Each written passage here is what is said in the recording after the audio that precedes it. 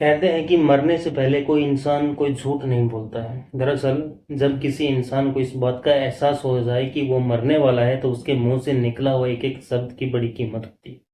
खासकर तब जब मजिस्ट्रेट के सामने किसी का बयान हो रहे हो। उन बयानों को जब कोर्ट में पेश किया जाता है तो जज भी उन बयानों को बड़ा गंभीरता से लेकर आरोपी को सजा सुनाता है। दरअसल आज की कहानी जो मैं आपको सुनाने जा रहा हूँ, इस कहानी में कुछ ऐसा ही होता है। लेकिन जो बयान दिए गए थे वो जज के या फिर कोर्ट के सामने या फिर मजिस्ट्रेट के सामने नहीं दिए गए थे, बल्कि वो अपनी भाभी से कुछ ऐसा सच बता के जाती है जिस सच को सुनने के बाद उसकी भाभी के पैरों तले जमीन खिसक जाती है।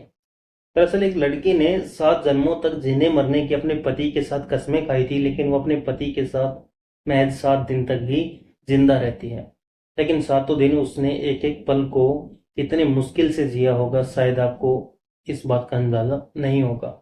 दरअसल उस लड़की ने जो हुआ था उसके साथ वो वाकई में बहुत ही भयानक होता है। इस कहानी को सुनने के बाद शायद आपको भी ऐसा लगेगा कि कोई पढ़ा लिखा इंसान ऐसा कदम नहीं उठा सकता है, जबकि जो व्यक्ति जो कदम उठाता है वो पेशे से इंजीनियर होता है। नमस्कार, मेरा नाम है मोहित। आप सभी का स्वागत है अनोखा जुर्म में। आज की जो सच्ची घटना आपको सुनाने जा रहा हूँ, ये सच्ची घटना है उत्तर प्रदेश का एक जिला है हमीरपुर। हमीरपुर का ही एक कॉलोनी लगती है, पीडब्ल्यूडी कॉलोनी। बात कर रहा हूँ 3 फरवरी 2024 की शाम की। यहाँ से शाम लगभग 82 किलोमीटर दूर एक जिला है जालौन, उसी का ही एक इलाका लगता है उरई। उरई के रहने वाले विजय ओमेरी और उनकी बारात गई थी इसी हमीरपुर सदर कोतवाली क्षेत्र में। और जब बारात जाती है तो बारात में घर के लोग भी, बाराती लोग भी और परिवार रिश्तेदार सभी लोग शामिल होते हैं। बड़ी धूमधाम से शादी समारोह होता है। रात में जब फेरे होते हैं तब पंडित जी अपने जो भी फेरे की औपचारिकताएं हैं वो हो रही थी, तभी दूल्हा और दुल्हन को वो कस्में भी खिलाते हैं, साथ में जीने की, मरने की, वो भी 7 जन्मों तक। सब कुछ ठीक ठाक होता है। अगला दिन निकलता है, यानी कि 4 फरवरी 2024, और दुल्हन को खुशी खुशी विदा कर दिया जाता है। और जब ये दुल्हन विदा हो रही थी तब लोगों में बड़ी खुशी की लहर भी थी, क्योंकि सब कुछ जो किया था उस लड़की के भाई ने किया। भाई की वो ऐसी बहन थी इकलौते, क्योंकि माता और पिता पहले ही मर चुके थे। बहन को बड़े नाजों से पाला गया था, लेकिन उसकी उम्र लगभग 35 साल हो चुकी थी।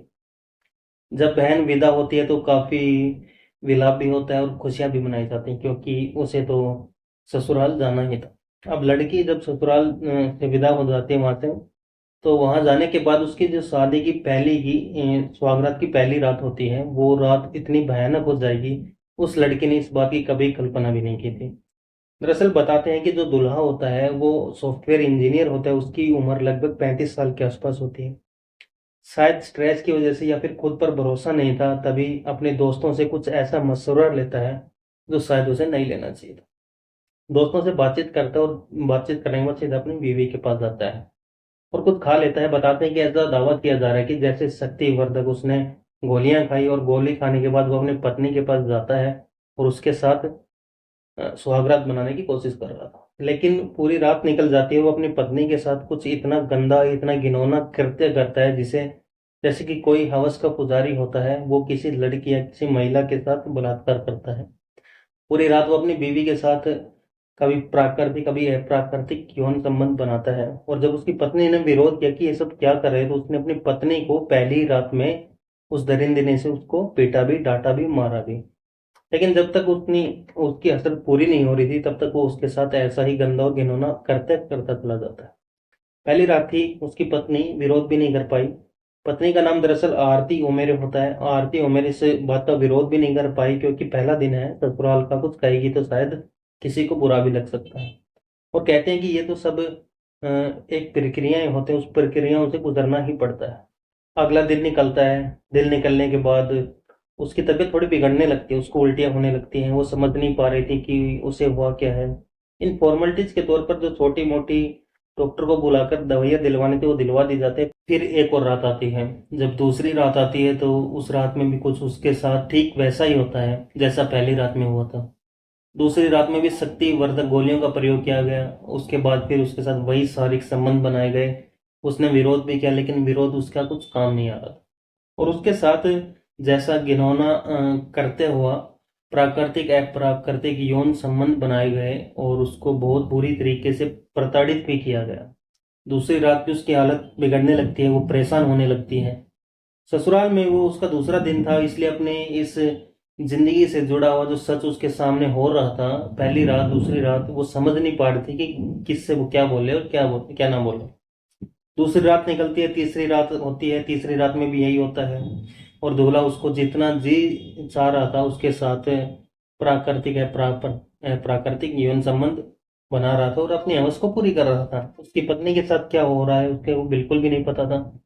उसकी पत्नी के आंतरिक अंग थे वो डैमेज हो रहे थे। तीसरा दिन यानी कि अपनी जेठानी से बताती है कि मेरी तबीयत बहुत ज़्यादा खराब है, मैं समझ नहीं पा रही हूँ आखिरकार मैं क्या करूँ। उसे लगातार उल्टियाँ हो रही हैं और किसी छोटे मोटे डॉक्टर को दिखाया लेकिन उससे उसे आराम नहीं मिल रहा।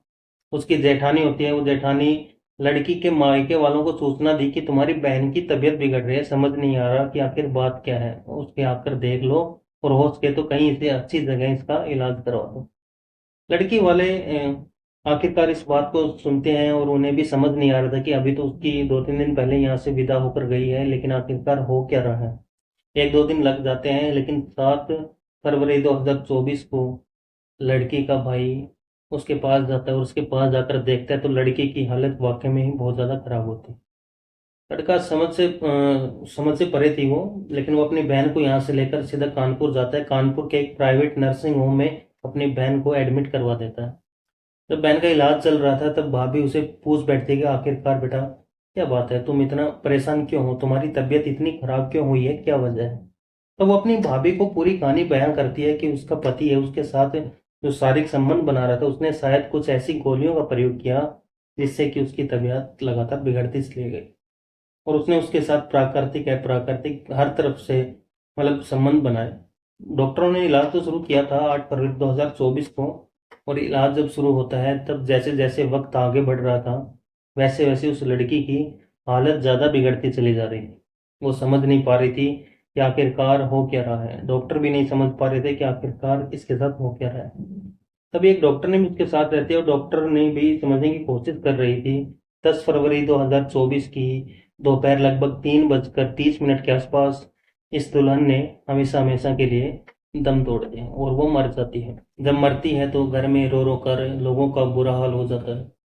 फिर मीडिया वालों के पास ये बात पहुंचती है तो मीडिया वालों ने इस डॉक्टर से बातचीत करने की कोशिश की, आखिरकार इसके साथ हुआ क्या है।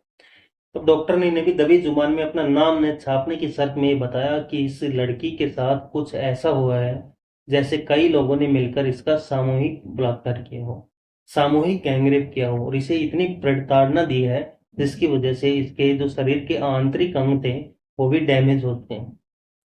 इसका पोस्टमार्टम भी करवाया जाता है और ये जो सब इसका अंतिम संस्कार के लिए पहुंचता है तो परिवार वालों का, गांव वालों का, उस मोहल्ले वालों का रो रो कर बुरा हाल हो जाता है। लोग सोचने पर मजबूर होते हैं।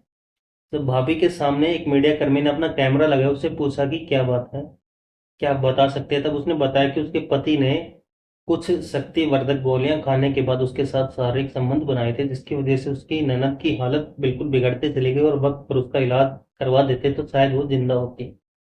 उसके साथ ऐसा कुछ नहीं होता। जब लोग ये कहने लगे कि ये लड़की वाकई में बहुत अभागी थी, पहले तो उसके माँ बाप मर चुके थे, हालांकि भाई ने पूरी ईमानदारी के साथ उसकी शादी करवाई, बड़े नाज से इसे पाला पोसा सब कुछ किया, लेकिन जिसके साथ इसने जीने मरने की कस्में खाई थी 7 जन्मों तक, वो भी 7 दिन तक ही उसके साथ रह सकी। और जो भी हुआ है वो वाकई में बहुत ही भयानक होता है। इस घटना के बाद लोगों को यकीन नहीं हो रहा था कि एक दूल्हा अपनी दुल्हन के साथ आखिरकार ऐसा कदम कैसे उठा सकता है। हैरान करने वाली बात तो ये भी है कि जब मीडिया में ये खबर प्रकाशित होती है उसे पता चलता है कि पता नहीं ऐसे कौन से दोस्त होंगे, इसके किस प्रवृत्ति के दोस्त होंगे जिन्होंने ये सलाह मशवरा दिया कि वो शक्तिवर्धक कैप्सूल या गोलियां खाकर अपनी पत्नी के साथ सुहागरात बनाए। हैरान करने वाली बात है वो पढ़ा लिखा इंसान ऐसा कैसे कदम उठा सकता है। यदि उसे कुछ दिक्कत थी, कुछ गड़बड़ थी तो किसी डॉक्टर की सलाह मशवरा ले सकता था, लेकिन ऐसे दोस्तों के पास जाने से पता नहीं उसे क्या जरूरत थी। जो भी होता है बहुत ही गलत होता है। लेकिन मीडिया में ये भी बात प्रकाशित हो रही थी कि दूल्हा ये दावा कर रहा है कि उसकी दुल्हन पहले से ही बीमार थी और बीमार लड़की की उससे शादी कर दी गई, इसलिए उसकी लगातार तबीयत बिगड़ती चली जाती है। उस पर तो बेवजह के फिजूल के इल्जाम लग रहे हैं। अब कौन सत्य है कौन झूठा है, हालांकि लड़की के भाई ने एसपी को तहरीर दी है। तहरीर देने के बाद इस मामले की जांच कराकर उचित कदम उठाने की बात की गई है। अब आगे क्या होगा ये तो खैर जांच के बाद ही स्पष्ट हो सकेगा। लेकिन मीडिया में जिस तरीके की खबरें आई हैं वो वाकई में अपने आप में हैरान करने वाली खबरें हैं, परेशान करने वाली खबरें हैं। दोस्तों, इस पूरी घटनाक्रम को सुनाने का उद्देश्य किसी को परेशान करना नहीं है, किसी का दिल दुखाना नहीं है, बल्कि आपको जागरूक करना, आपको सचेत करना है कि आप जहां भी रहें सुरक्षित रहें, स्वस्थ रहें। धन्यवाद।